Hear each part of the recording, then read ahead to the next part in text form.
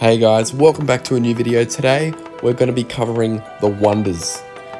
Now, the wonders in this game are obviously still an important decision, but not as big of a decision as nations, as they are easier to replace and only cost 400 each, well for me at least. You get 7 wonders to pick from, or like you get to choose 7 wonders, and you get one for every second age that you upgrade into.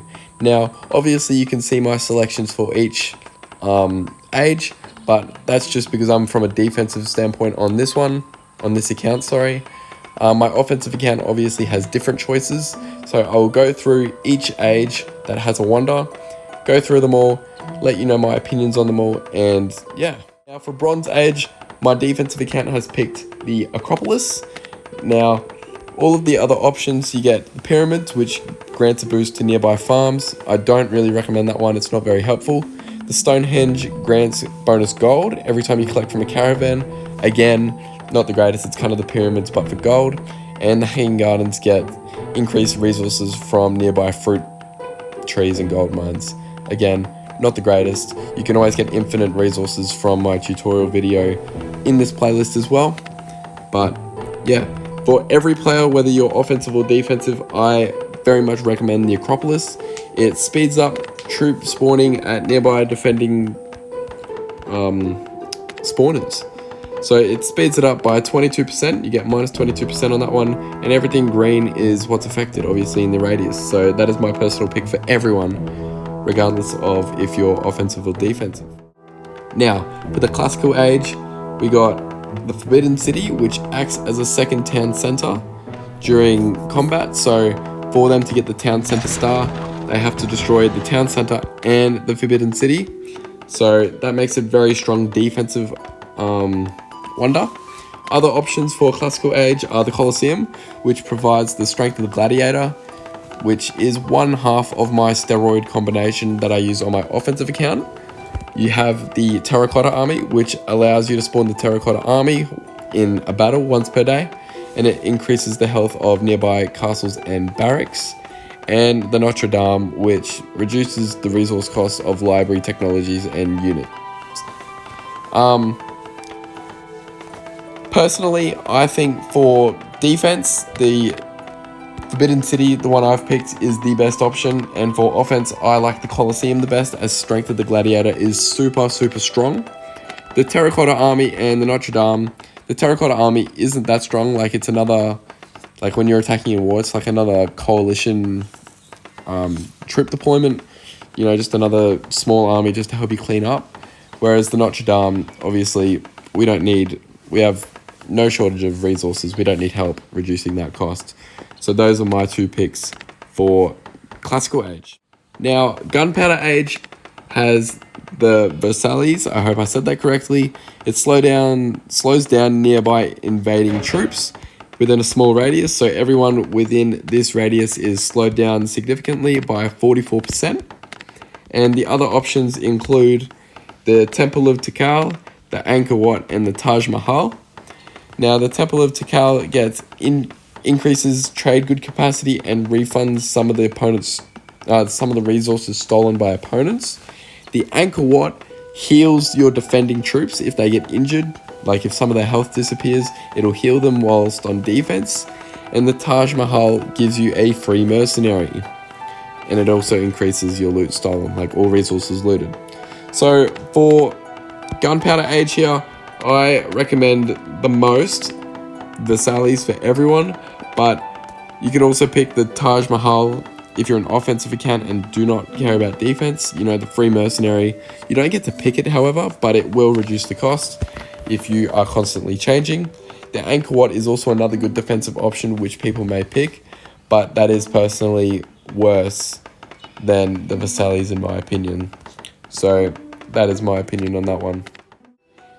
Now, for the industrial age, you get to pick between the Kremlin, which increases the health of nearby walls and bastions, and defenders spawn from any of your farms destroyed in battle.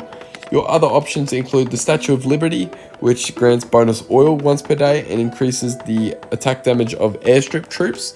The Eiffel Tower, which provides a peace treaty once per week and increases vault, food, and gold storage by a large amount, and the Brandenburg Gate, which provides the Blitzkrieg tactic, which I personally think is the best tactic in the game. So the clear winner of the offensive side here is the Brandenburg Gate if you're offensive, and if you're defensive, I would consider the Kremlin, as it increases the health of all walls. As you can see, not being used to the greatest extent on my base, but this is the corner I get attacked in the most, so I've just dumped it there for that help. Now for the Atomic Age, you have the choice between the Sydney Opera House, which provides an additional citizen, and expeditions return 20% faster, so that's more resources for the museum coming in quicker. You also get to choose between the Pentagon, which airstrip troops train 20% quicker, and you can assign an extra general to the Pentagon for defense. The Space Needle, which reduces university skill time by 10%, and you can activate it once per week to reset every other wonder cooldown. And the United Nations, which gives you additional national trade goods, and also has an army when destroyed on defense. Now, all of these are good choices in my opinion. I don't have an opinion on which one is the clear winner. I would recommend, however, the Sydney Opera House for everyone, just for that additional citizen. You can get everything done quicker, you can have more upgrades happening, more university research happening, etc. at once. Whereas ones like the Space Needle, for example, the 10% university skill reduction is incredible. I, however, just have max university stats along with Parliament and stuff, so I don't need that extra 10%. I've already reached the max. The Pentagon is really good just for dumping a 4th general on defense. That can also get really hairy for the attackers, just in case they just got over your castle, just got over your fort and those 3 defenders in there, and now they got to deal with an extra general. That can be really annoying. And the United Nations national trade goods never go astray, so that might be the best offensive option just to keep those coalitions pumping for war. All good options though, and I would recommend any of them for your Atomic Age. Now Space Age has the space shuttle that gives you a satellite scan that when you deploy it in battle, it disables every trap. You also get to choose between the Lotus Temple, which grants bonus resource generation once per day. Again, not the greatest at all. You get the Unisphere to choose from, which gives you rubies once per day, and it deploys your highest level defensive coalition army when destroyed on defense. That is for both multiplayer battle and world wars, so that is pretty helpful in defense. And the very large array reduces rally cooldown and allows you to collect a research or building speed up once per week. Now, for defense, I would recommend the Unisphere the best, just because you get your highest level coalition army on defense. But for offense, the space shuttle clears it by a million years. You can just deactivate SAM batteries, give your aircraft a nice path to go to, and it also disables like annoying things like ambush traps, landmines, etc. for your main army to go into. So those are my 2 winners for Space Age, Space Shuttle, and the Unisphere. Now, Information Age, the Hermitage Museum unlocks an additional museum exhibit in main and war halls, so that increases your total artifacts you can have on storage from 14 to 15. You can have any artifacts, including legendaries, except for mythicals. So you can have anything you want except for mythicals, pretty self-explanatory. And you get extra, like you get an additional museum chest, one of these every 6 hours, which I forget to collect most of the time. So that's pretty handy as well. You also get to choose between the Tape 101, which provides a mystery chest of resources and boosts the oil production of nearby wells. The Burj Al Arab, which houses placed it will reduce the upgrade time of all buildings. It also provides the Spec Ops infantry that deal bonus damage to commandos when you are attacked. And Stadium Australia, which guarantees a 10x multiplier on your first research point contribution to a lore once per day. It also generates national trade goods 4 times per day. So that is pretty handy. In my personal opinion though, I would say the Hermitage Museum is the best by far for both offense and defense, obviously just because you can chuck an extra equipment in there for extra, whether you're defensive like me. I've used it for, let's see, I've got this Chef's Mess kit in there, which has all of the good defensive stats in there, improving my museum.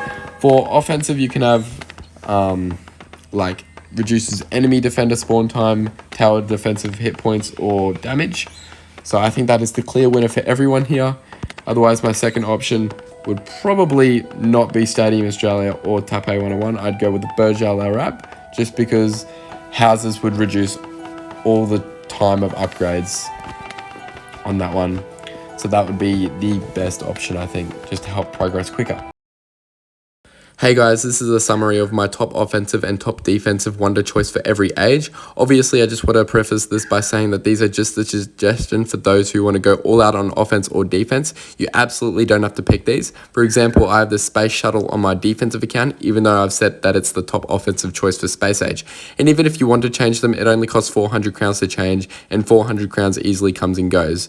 I actually recommend changing them a few times to try new things. I have, for example, changed from the Colosseum to the Forbidden City, and the Angkor Wat for the Kremlin, just to see how they go. So let me know what you think of the wonders and this list in the comments below. And if you like videos like these, then please consider liking the video and subscribing for more. Until the next video, guys, see you later.